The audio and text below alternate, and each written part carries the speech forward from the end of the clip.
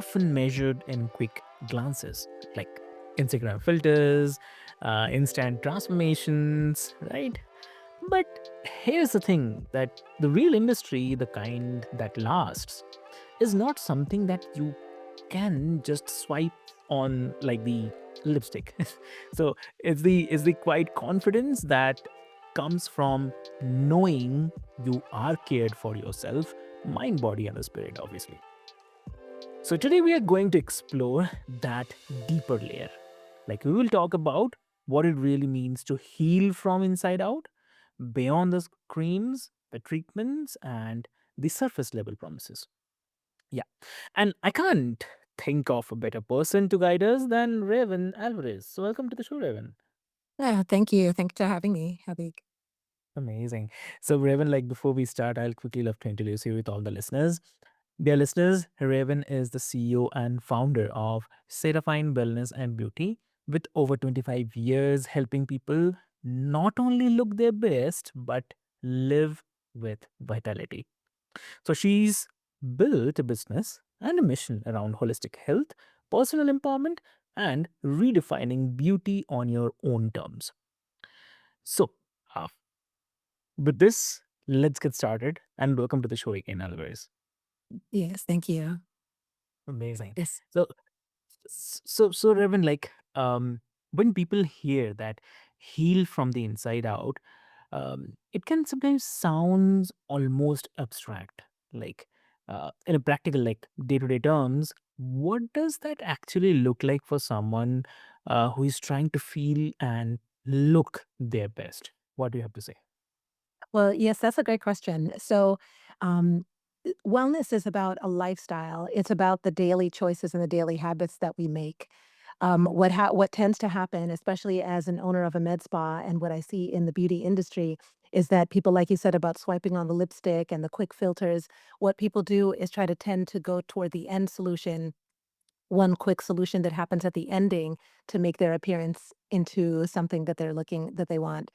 Whereas real wellness, real beauty comes from the daily habits that we do that adjust how we are inside, and how we are inside reflects outward into our skin and our features and our hair and our nails.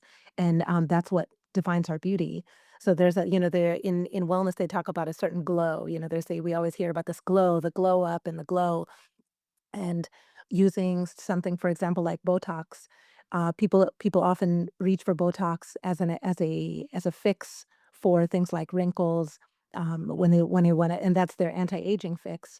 But when you think about what you have to do to your face in order to develop the wrinkles in the first place, that's a sign of dehydration. It's a sign that you've been frowning all the time. What is causing you to frown? Are you not happy with your life? And Botox allows us to just put a quick fix on the top of that and not address any of the underlying causes. I would rather spend my time smiling and not having to develop wrinkles in the first place that make my appearance look, something that I don't want, rather than just go and inject something. And of course, that option is available, but real wellness is from within, as we're saying. Very truly said. Yes, real Venice is definitely in within. So, and like, how do you help the clients who feel overwhelmed by the idea of changing their both inner and the outer routines at once? Well, we usually, what this is my expertise as a health coach for the past 20. I've been a health coach for more than 25 years. I actually started in my teens. Uh, I started doing it non-professionally, of course, and then I trained. But working with we design protocols that are customized for each client, and it depends on their own needs. Say, for example, a busy CEO of a company, who is a man who has certain, say he's the owner of like a real estate development company, and he has to meet with clients all day. He has an extremely busy, packed schedule. His sleep may be off. We design a protocol that takes into consideration his any family that he has happening, any physical fitness needs that he's got to get, and then combine those with things like issues for often, for men will notice hair loss from the stress of being busy with work. So we'll design something like that, something to keep the skin from aging. And then, for example, say for a woman, for busy mother of 4 who works from home, and is taking care of the children and may not have the best diet because she's always reaching for the foods that are there at home. For her, we would design an entirely different package that has to do with building up her health and wellness in totally different ways, sometimes prioritizing self-care, helping to lose weight from, from babies where there's sometimes no time to lose weight, because you're still in go mode every day, all day with children. So these packages are designed specifically, so it helps take the guesswork out of it because I think a lot of people, especially in social media, we see in these 10-second TikTok videos or a quick Instagram reel, we see the solution presented, but no one ever talks about the dosage or the timing or when you're supposed to expect results. Those kind of details are left out in these little quick slices that we're given in regular reality. Exactly, very true. And really, I'm asking because uh, a lot of us are already stressed thin. Like, so the idea of going deep internal work while also keeping up with the self care can feel like a kind of luxury, but we don't have time for. But uh, Yes. yeah, and I think like listeners would appreciate knowing like where to start without feeling like they are falling, if they don't if they can't do it all. So yeah, Well, I think a great place to start is actually just deciding. The very first thing is deciding to carve out some time for self-care. That is one, especially as we become more westernized and more industrialized, when we're busy working all the time. We've moved away from our humanity and from the things that give us joy as the central focus of our day as a people, and we've moved into work as the central focus and work and the acquisition of money as the central focus, and we have to begin to reclaim some of that time back and just choose to carve out a certain amount of time, and for everybody's schedule, that will be something different. Some people, I mean, you may need to wake up an extra hour earlier in the morning. For some people, there's time in the middle of the day. Some people, maybe if they just have one day on the weekends where they can just say, "Hey, take the kids for an hour. I'm gonna do, work on myself." Whatever time it is, just to get that cycle going and begin the time of self-care. And that's the most important because what the worst thing is that we don't schedule ourselves into our schedule every day. Our busy schedules never include us. And so putting ourselves on the schedule first and then doing small things like making sure that we're hydrated. Hydration is one of the biggest things to do with beauty and wellness. Hydration changes our mood, it changes how our neurons fire, these kind of things, how our hormones move around our body, and then prioritizing rest, making sure that we're not waking up super early in the morning and then working until late, late hours in the night, which is something that I have tended to do as a CEO. So I'm speaking from my own experience, but prioritizing those basic things, and people would be amazed that just prioritizing hydration, rest, and eating, say, 5 to 7 servings of fruits and vegetables a day, whether you get it in a smoothie or have a fruit bowl nearby or have, something handy that's easily accessible. Just those 3 things are probably 30 to 40% of your wellness game right there, just those. exactly, definitely true. I totally agree. And this part which you mentioned is hydration is very important. That is very true. So Mhm. while I was also having conversation with you right now, I was just having having water. So yeah, definitely, it actually um, helps in this wellness journey. It is the very important point. Yeah. Yes, very much so. And okay, so this one might sound contradictory, but it's actually not. Like some people would argue that med spas and aesthetic treatments are still a part of the beauty industry that profits from people feeling that they are not enough. So how do you navigate that tension between promoting self-acceptance and also offering appearance enhancing services? Yes, very good question as well. Um, the One of the things that we we as a people don't like to don't like to take in consideration. Everyone does it, but we don't like to take it in consideration. Everybody, appearance matters. Appearance is extremely important. Appearance in a biological and physiological way, our bodies respond and our spirits respond to beauty differently than it responds to things that we don't consider beautiful. And so each person and each culture has their different standards of what beauty is. But if we don't feel beautiful inside of whatever is our standard, then we move through life differently. And so while I highly advocate, especially as a person with a wellness background, I highly advocate making sure that your standard of beauty comes from something that you, with your own biology, with your own body, and your own personal standard, rather than trying to carve yourself into a standard that is, maybe based on some celebrities or based on some trending, ideas. Finding your own standard of beauty. And then once you have found that, working towards encouraging and enhancing your own natural beauty. And that's what we as a med spa do. So as a wellness-based med spa, our focus is on helping people to develop their own standard of beauty, their own style of beauty, and enhancing that. And that comes from being healthy. I mean, real beauty, actually, the depth of beauty comes from being healthy. If you're healthy, then your features have symmetry, your body glows, you have energy, and you move differently, and you shine more. And so those are the things. So we definitely don't. And I do agree that there are people in the med spa industry, in the beauty industry as a whole, who enjoy profiting off of people's insecurities and trying to make people feel that they aren't enough and that there's always some unattainable standard that they have to continue to reach for. But one of the things that sets us apart in the industry is that by being wellness based, we care about natural beauty ahead of all other things. Exactly. Yeah. And have you ever had to turn away a client because their request was coming from an unhealthy place? Yes. Yes, we have actually. We've had clients come in. We've had on 2 occasions clients come in and specifically for Botox, and I don't wanna, slam Botox because it does have actually benefits which were used for health issues far before it started being used for beauty. Not a lot of people know about that.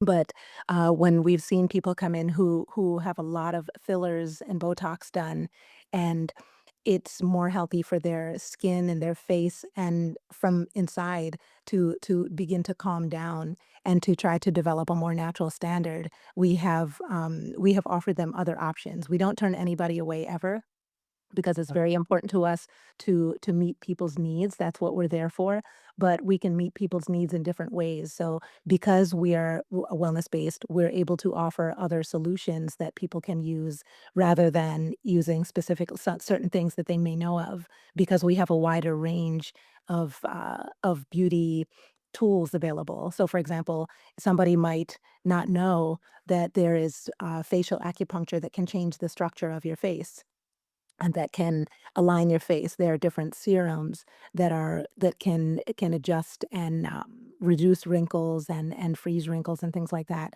without being invasive.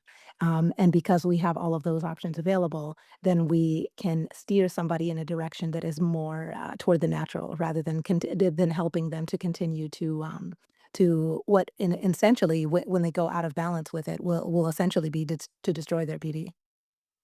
Exactly. Yep. Yep.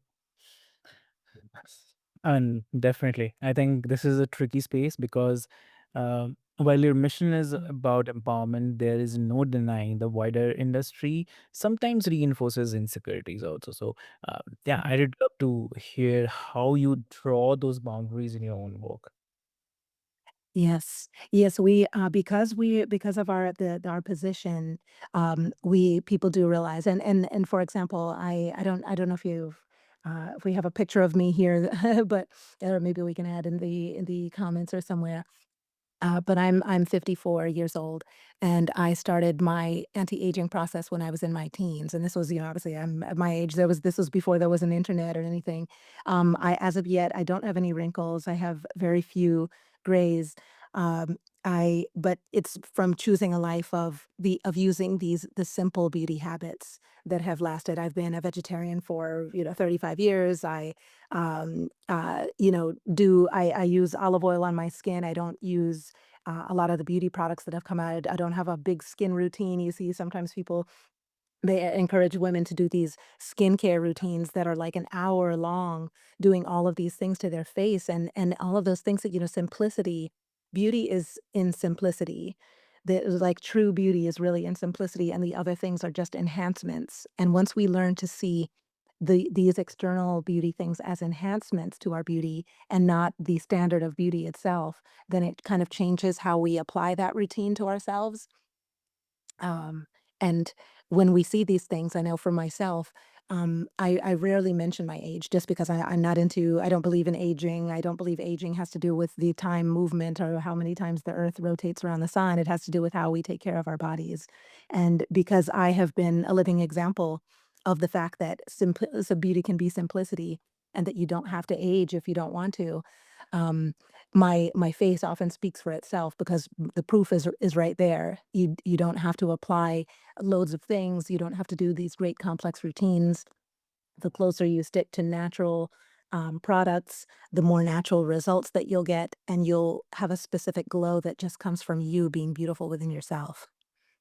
So that's how we choose to combat, and so we do as much outreach as possible just between magazines and speaking in lives and things like that, really trying to adjust the standard that the beauty industry has gotten. The beauty industry now, I think it's at what is it, 7, $9 billion industry? Or no, maybe more. I think it's more than that actually. I heard $27 billion industry, but I'm not even sure if that's correct. So but yeah, it's there's a lot of money to be made off of making people feel like they're not enough. I absolutely agree, but I don't agree with that way of I don't agree with that culture, with that mindset, and so our work is about adjusting that. Exactly. Wow. Mhm.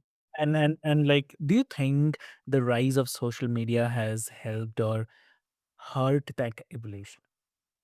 Absolutely harmed it. Absolutely. I'm so sad for our sons and daughters of these days, of the young people for now, and the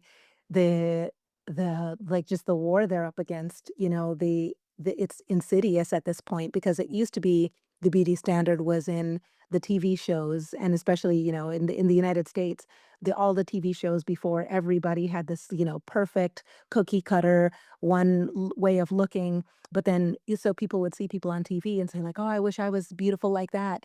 And but everybody they looked at it around them looked, the same. So that was considered some unattainable standard out there. But now that social media and each person has access to that right in their hands, they're looking at these filters and these makeup tricks of all the people around them, looking at these even with men having, putting fake ab muscles and, all the fitness and influencers who are secretly getting plastic surgery, but then out here making money as influencers, trying to convince people that they can have these, unattainable bodies naturally. The social media has absolutely really been the decline of self-esteem. It really has. That it has been a big detriment. I'm very I also advocate for people just putting the phone down and not even using that as a tool of comparison for themselves. Exactly. Exactly true. Ooh, lovely. And like what to say? Like, your work combines with the entrepreneurship, spirituality, wellness. So how do you personally keep your own energy and creativity flowing while also running a business that demands so much of you? Hmm. It is far more difficult than I had ever anticipated. Being a CEO is an extremely, extremely challenging, well, CEO and business owner. Uh-huh. Being the owner of a small business and building a business from scratch is extremely taxing and challenging.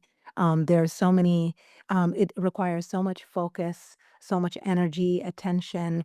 And when I first started, because I was a health coach for 25 years and I was seeing clients one on one, and I just recently transitioned into having a brick and mortar space. We have a huge, beautiful space. It's 3,400 square feet. We have 11 treatment rooms. It's very big. And having a space that size and having to build it all out, handle all of the aspects, it requires it I wasn't resting at the level. I was resting. I was all of the self-care routine that I had in place was the self-care routine required for one person who was seeing clients one-on-one. And then suddenly having this, moving into this business, atmosphere, there was so much more rest that I needed that I wasn't getting for myself because my habit was for, "Oh, yeah, I can work all day and all night, and it's okay, and I'll just rest on my days off." And there are no days off, especially in the first year of business. So things like rest were really lacking. And what the process of this really did for me was actually, I went even farther into the biohacking world because I was having to catch up where my habits weren't matching. I was having to catch up by using really powerful biohacking solutions to adjust my body back to that like high level of focus and attention and energy that was needed to run the business day to day. So I've actually added the things that I have come across. I've actually added those services into the business, the things that were helping me on while I was on this journey of opening this business. Things like exosomes, studying stem cell therapy, using peptides, and things like that, which have been powerful, powerful healing tools. Exactly. Yeah. Perfect. That's amazing. Lovely.